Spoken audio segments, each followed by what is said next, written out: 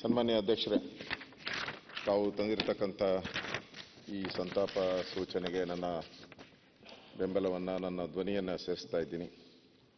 ಸನ್ಮಾನ್ಯ ಅಧ್ಯಕ್ಷರೇ, ರಾಜಾ ವೆಂಕಟಪ್ಪ ನಾಯ್ಕ ಅವರು ನಿಧನ ಹೊಂದಿರತಕ್ಕಂಥ ಸುದ್ದಿ ನಮಗೆಲ್ಲ ಒಂದು ರೀತಿ ಆಘಾತ ಆಗಿದೆ. ಯಾಕೆಂದರೆ ನಿನ್ನೆ ಮೊನ್ನೆ ನಮ್ಮ ಜೊತೆ ಇದ್ದಂಥವ್ರು. ಇದೇ ಸದನದಲ್ಲಿ ಚುನಾವಣಾ ಆಯೋಗ ಚುನಾವಣೆ ಅವ್ರಿಗೆ 5 ವರ್ಷ ಗ್ಯಾರಂಟಿ ಕೊಟ್ಟಿದೆ, 5 ವರ್ಷ ಅವರು ಸದಸ್ಯರಾಗಿರುವಂಥವ್ರು.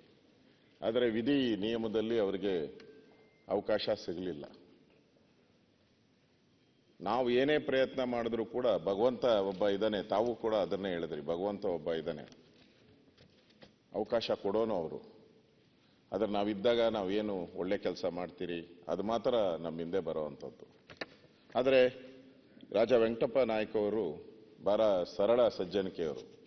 ಯಾವುದೇ ಕಾಂಟ್ರವರ್ಸಿಗೆ ನಾನು ನೋಡ್ದಂಗೆ ಯಾವುದೇ ಗಡಿಬಿಡಿ, ಯಾವುದೇ ಕಾಂಟ್ರವರ್ಸಿಗೆಲ್ಲೂ ಯಾವುದು ಕಾಣಿಸೇ ಇಲ್ಲ ಎಂದೂ ಕೂಡ. ಅವರಾಯಿತು, ಅವ್ರ ಕೆಲಸ ಆಯಿತು, ಅವ್ರ ಕ್ಷೇತ್ರ ಆಯಿತು, ಯಾವುದೇ ಗೊಂದಲ ಗೋಜಲಿಗೆ ಏನು ಹೋಗದೆ ವಿಧಾನಸಭೆ ಒಳಗಡೆ ಬರೋರು, ಹಾಗೆ ಹೋಗೋರು.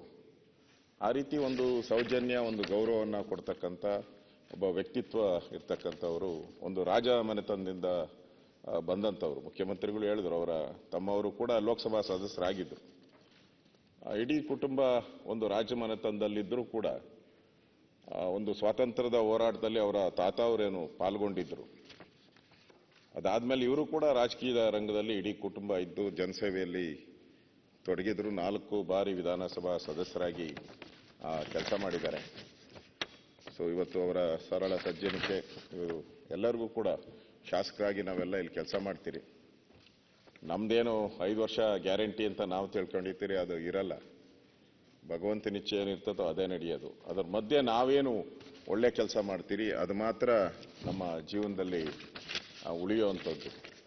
ಅದರಿಂದ ಇವತ್ತು ರಾಜಾ ವೆಂಕಟಪ್ಪ ನಾಯ್ಕ ಅವರು ನಮ್ಮ ಮಧ್ಯೆ ಇಲ್ಲ.